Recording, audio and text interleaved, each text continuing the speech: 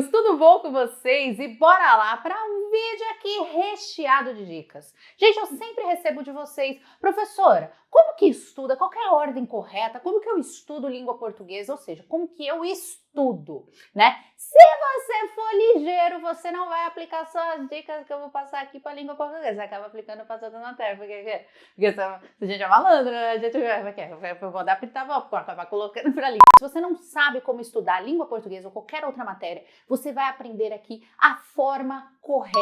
Sim, gente, nada é dom, tudo é técnica. E eu vou ensinar para você a partir de agora. Então, pega a sua caneta e bora anotar tudo que eu vou passar para você. Dica número 1, entenda o que é estudar. Gente, a primeira coisa, quando a gente fala de estudar, as pessoas acham que é vou pegar as videoaulas, vou me encher de livros, vou adentrar os estudos. Não!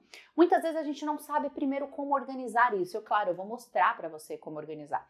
Mas o primeiro ponto que eu quero que você entenda é a sua postura diante dos estudos. Antes de eu falar de qualquer técnica de estudo, eu preciso que você mude a sua postura diante do ato de estudar. As pessoas acham que estudar é algo chato, que é algo maçante. Não, gente. Se você tem a oportunidade de estudar, e seja nas melhores universidades, nas melhores escolas, e a gente hoje consegue ter acesso a isso, você tem que aproveitar a oportunidade de ver o estudo como a porta de entrada para as oportunidades. Então, a primeira coisa, mude a sua postura diante dos estudos. Quando você sentar para estudar, que você vai criar ali o seu cronograma, tudo bonitinho, que eu vou te ensinar, o que você tem que fazer? Olhar, você vai encarar de uma maneira diferente. A forma como você encara o ato de estudar também muda a forma como você vai assimilar, como você vai compreender e como você vai fixar todo o conteúdo estudado. Aí sim, nós vamos para a dica número 2, que é o quê? A ordem correta de estudar. Seguinte, gente, a gente se organiza, senta, a gente já entendeu que tem que ter uma postura diferenciada no momento, no ato de estudar, para que você até assimile melhor o conteúdo, tudo bem? Seguinte, qual que é a ordem correta? Eu sempre indico, claro, se você está na escola, você vai assistir a aula do seu professor, né? Nós estamos no momento de muitas videoaulas, no momento do EAD, certo? Assista a videoaula, tá? E agora eu vou falar algo chocante para você. Só a aula em si, só assistindo a aula em si, você não vai aprender todo o conteúdo. Você precisa estudar esse conteúdo. Aula dada é aula estudada. Você já ouviu isso daí? Pois é, mas isso é uma verdade absoluta. Assista a aula do conteúdo que você precisa ver naquele dia, que está lá no seu cronograma. Depois, se for possível, utilize materiais de apoio, uma apostila, um livro, um e-book, tem muita coisa bacana na internet, inclusive gratuitamente para você. Depois, a dica de ouro, assistir as minhas videoaulas. Revisei o meu conteúdo no material didático, no e-book, onde você conseguir, não tem problema nenhum. Dica de ouro, você tem que fazer exercícios. Ah, professora, exercício? Sim, gente, exercício é a dica de ouro para fixar qualquer conteúdo. Você fala assim, professora, como é que você consegue saber tantas regras de língua portuguesa? Fazendo exercício, eu aprendi o conteúdo, pratiquei este conteúdo e fixei. E aí eu vou te falar uma coisa muito legal. No dia a dia, né, os professores, no nosso dia a dia, na sala de aula, na sua faculdade, na sua escola, não tem problema. A gente sabe que a gente acaba vendo ali o conteúdo e acaba às vezes errando. Ah, eu fui professora, eu assisti videoaula, eu fui para a apostila, mas quando eu fui fazer os exercícios, eu errei mais do que acertei. E aí, vou desanimar? Não, você tem que ver o erro, gente. Esse que é o problema, as pessoas veem o erro como algo ruim.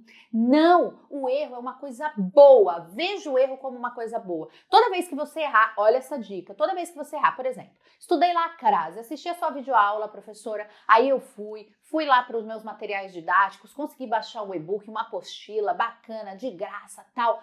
Show de bola. Fui fazer os exercícios, errei. O que eu faço? Você, a partir do momento que você erra, você vai buscar o porquê que você errou, qual que é a regra que você errou. E eu te garanto, gente, a partir do momento que você erra e busca a regra, busca entender o porquê deste erro, aí sim você começa a assimilar e entender o conteúdo. Veja sempre o erro como algo positivo e não como algo ruim. É com o erro que você acaba aprendendo, que você não esquece, mas porque o erro ele acaba gerando aquilo que a gente chama de trauma. Fala assim, pô, professor, eu estudei pra caramba, eu fui e errei o exercício, aí eu entendi por que eu errei o exercício. A chance de você errar o mesmo conteúdo, a mesma regra, é mínima, tudo bem? Então fique atento, ressignifique o erro e ache nele uma forma de estudar e fixar o conteúdo. Dica número 3, faça resumos e mapas mentais para revisar. Você sabia, você já ouviu falar na nossa curva de esquecimento? Pois é, gente. Nós temos uma curva de esquecimento. Todo conteúdo que nós estudamos num determinado período, se ele não é revisado de tempos em tempos, ele cai naquilo que nós chamamos de curva do esquecimento. Por isso que às vezes eu falo para você assim, viu, você lembra o que é dígrafo? Você lembra o que é uma palavra monossílaba, dissílaba? Aí você fala, nossa, professor, quando eu era um pituquinho, eu estudei isso. Pois é. E aí você fala assim, puta, mas eu não lembro exatamente o que é um hiato, o que é uma palavra monossílaba. Por quê? Porque isso caiu na sua curva de esquecimento. Como foi o conteúdo que você aprendeu e não ficou entrando em contato com ele constantemente, porque você não precisa usar isso constantemente, isso cai na curva de esquecimento. Então, conforme vai aumentando o tempo que você dá sem fazer revisões de um conteúdo, você acaba entrando nessa sua curva de esquecimento e vira uma leve lembrança do assunto. Quando chega na data da prova, você tá como? Ah, professor, eu esqueci o conteúdo aqui, o conteúdo eu esqueci. Pois é, para não cair nisso, você tem que fazer o quê? Resumos e mapas mentais enquanto você estuda. Olha só que legal, assiste videoaula, vai lá, pegue o recurso da apostila, dos e-books, aproveite para criar os seus resumos, os seus mapas mentais e depois praticar os exercícios. Bora para a nossa quarta dica, que traz o seguinte para você. Quem já passou a seguinte situação? Você tá lá de boa na sala de aula, aí a professora tem lá, tá passando conteúdo para você, tudo bonitinho, aí você fala assim, nossa, eu não entendi essa parte. Ah, mas eu não vou perguntar não, eu não vou não, porque, ai que vergonha.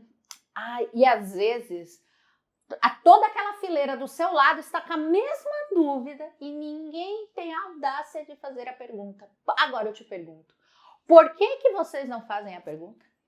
Ah, professora, eu tenho vergonha, professora. Gente, pelo amor de Deus. A dúvida, muitas vezes, é aquele conteúdo que vai cair na prova, não só da professora, nas provas da vida, não é só da escola, na prova da universidade, enfim, de tudo. Então, você não pode vacilar. Não tem que ter vergonha de perguntar. O professor está ali para te ajudar. Anote todas as suas dúvidas. Não deixe de fazer os resumos e os mapas mentais. Lembra que se você não sabe, coloca aqui nos comentários para mim, porque isso vai te ajudar a fixar e não esquecer o conteúdo. Gente, não tem que ter vergonha de perguntar. O professor, ele está acostumado. Se é uma coisa que o professor está acostumado é responder pergunta. Então, para com isso. Vamos quebrar esse paradigma de sala de aula. Que ele não pode, eu tenho vergonha de perguntar. Eu nunca tive vergonha. Eu sou a primeira a levantar a mão, professora, eu não entendi. Explica de novo, pelo amor de Deus, que se isso daí cair na prova, vai acontecer o quê? Eu vou mal. Eu vou mal na prova, porque eu não entendi. E muitas vezes é um ponto essencial daquele assunto que você deixou de perguntar, beleza? Não faça isso, pelo amor de Deus. E bora para a dica bônus! Dica bônus. Qual que é a ordem correta para estudar língua portuguesa? Professora de Deus, esta é a pergunta que não quer calar. Qual que é a ordem correta para estudar língua portuguesa? Você está anotando? Então anote aí. Fonologia, você começa na base da língua, você vai entender o que é fonema, o que é morfema, vai estudar ortografia, vai estudar os acentos, vai entender toda essa parte de acentuação gráfica, é a base da língua portuguesa. Vai relembrar lá o hiato, o ditongo, o tritongo, toda a base começa ali na fonologia. Depois disso, você parte para a morfologia, sim, estudar as classes de palavras, sabe? Substantivo, adjetivo, artigo, verbo, interjeição, conjunção, os famosos conectivos que caem, despencam nas provas, tanto nas provas das escolas, quanto nas provas dos vestibulares, também nas universidades. Depois que você já está com essa base boa de classes de palavras, já estudou a fonologia, já estudou a morfologia, você parte para a sintaxe. Sim, a famosa, a temida, a odiada, o que ela come, como ela sobrevive à análise sintática. Você vai entender o que é sujeito, o que é um predicado, os objetos, né? Então, lá na morfologia, você estuda como as palavras são divididas na língua portuguesa. Na sintaxe, você estuda a função, você estuda essas palavras aplicadas em suas funções. Então, o que exerce função de sujeito, predicado, objeto, complemento, termos acessórios, concordância verbal, concordância nominal, a crase. Então, tudo isso ali você também pode ver dentro da sintaxe.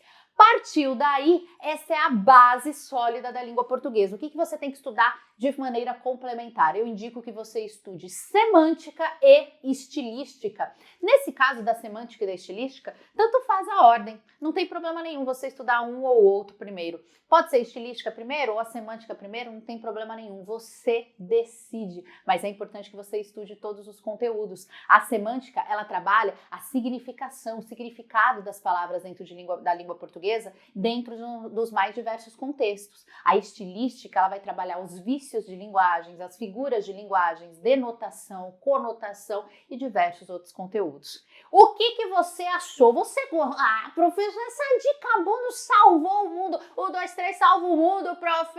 Eu sei. Você acha que eu não... Eu sou da zoeira, eu sou o quê? Menina das ruas, eu sou zoeira, eu gosto de jogar taco, eu gosto de... Entendeu? O negócio... Ó... Não deixe de comentar aí o que você achou das dicas, qual foi a dica que você mais gostou, coloque aqui nos comentários, tá bom? Um beijo carinhoso pra você, até a nossa próxima aula e tchau!